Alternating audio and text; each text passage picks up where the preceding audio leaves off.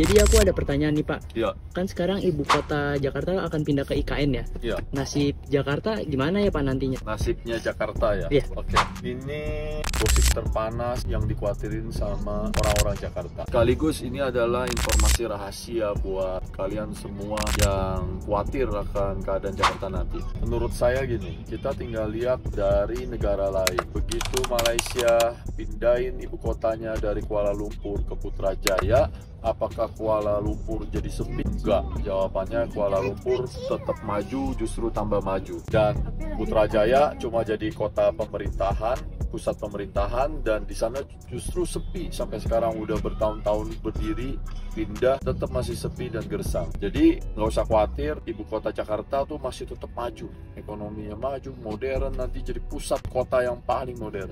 Nah, kita juga bisa lihat nih sejarahnya ya, negara Australia dari Sydney waktu dari pindah Canberra gitu ya. Apakah negara Australia di Sydney itu jadi sepi gitu?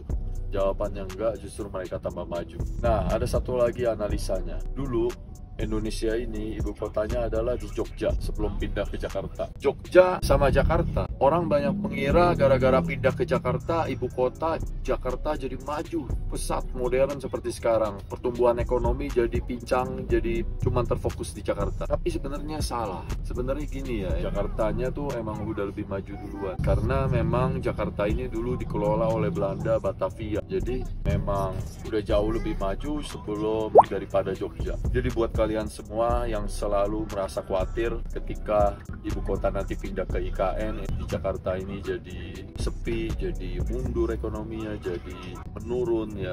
Dan sedangkan sebaliknya di IKN tuh jadi maju, jadi pusatnya pemerintahan, jadi pusatnya pertumbuhan ekonomi, dan semua gedung-gedung tumbuh di sana, dan Jakarta nanti kalah. Kita jawabnya itu enggak.